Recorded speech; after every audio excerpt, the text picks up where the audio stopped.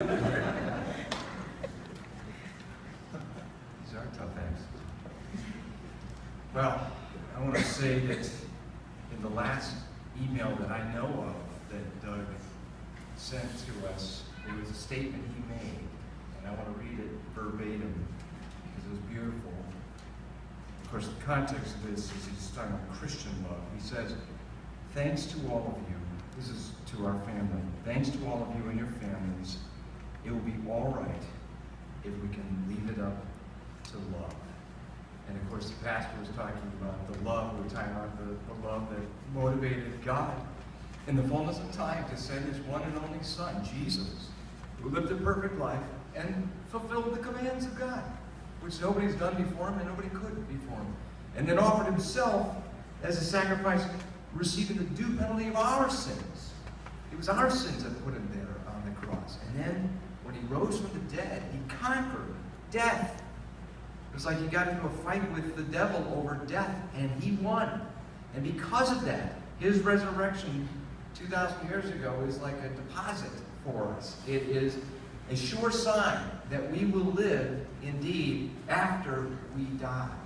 You could go, for example, to the tomb of George Washington and see where George and Martha, their sarcophagi lie. It's, by the way, it's in Mount Vernon. I don't know if anybody's seen it, but they're chiseled in stone. Right behind their graves are the words of Jesus where he said, "I am the resurrection and the life. He who believes in me will live even though he dies." And Doug had that kind of faith. And I want to highlight three main things in my brief talk. One we've already heard a lot about, which is the humor. Doug had such a great humor, even in the midst of these difficulties and his dealing with cancer. He still retained his sense of humor, which is amazing. Now, Rick was talking about some of those car trips and so forth with all the kids in the car. But I want to say one time, years ago, about 30 years ago, we were coming from church, and the priest had a whiny voice. And the passage was the one in Luke 10 about the Good Samaritan. And there's the question, who is my neighbor? But the priest said, "And who is my neighbor?" And he said it over and over and over in his sermon. "And who is my neighbor?" And then here we were driving home, all the boys, all the kids, driving home from church, and there was this beautiful girl on a bicycle in our neighborhood, and Doug said, "And who is my neighbor?" Doug was so funny. He sat down with my son, who unfortunately is not able to be here, and he sends his greetings, as does my daughter, and does my wife, Kirsty. But anyway, Eric visited a few years ago, and Doug said to Eric, "I want to talk to you about investing in stocks and bonds. You really need to know about this." He said, "Now, do you want to know the secret to making a small fortune?" And Eric was, all ears. Sure, Uncle Doug, tell me all about it." He said, "You start with a large fortune." Doug would sometimes use phrases that you had to sort of think about, and they kind of made sense, but you didn't fully understand exactly what he meant. For example, he talked about this one priest that had bad breath, but he said he called it PhD breath. I always thought that was very, very humorous. But it's just beautiful that Doug would retain his humor through it all, even this illness. The second one I want to highlight is his music.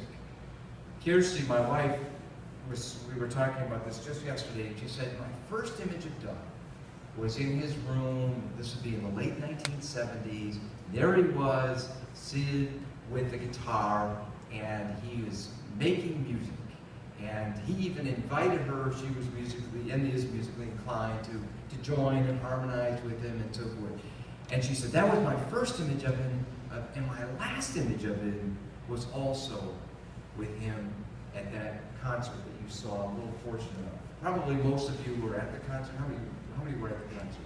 You know, of course, that we have available for everybody. Please take a video or two or three with you home. There are plenty of DVDs for you of that concert, and it's already sponsored and so forth. So please, feel free to take one. But she said that was such a beautiful image. And she said it reminded her of Psalm 96. I want to read that, just first two verses. Sing a new song to the Lord. This is Doug. Sing a new song to the Lord. Let the whole earth sing to the Lord. Sing to the Lord, praise his name. Each day proclaim the good news that he saves. I would say that that concert was really one of the highlights of our family's life. It was such a beautiful reunion, and he produced so many songs, but always getting back, and this is my third point, to his faith. His faith in the Lord. That was really what undergirded everything. That was the key foundation. You know, he didn't always have faith. There was a time about 35 years ago where he would sometimes argue with me about the Lord and about specifics about the Bible. I don't know if anybody remembers that, but some of those were knockdown, drag-out fights in the living room. But apparently what happened was some of the books of C.S. Lewis helped answer some of the tough questions that he was asking. And so he really, in the long run, he obviously found faith, and he was very concerned that you too find faith. And I want to close with this quote from him, from an email that he sent out in May. I opened with an email message from him from June. Here's one from May, where he was again saying, thank you for your concern, but here's what he said. Please don't be sad over this. And this was the return of the cancer. Please don't be sad over this. I know my Redeemer, and I am confident where I will be going soon. It's actually kind of exciting. Now let's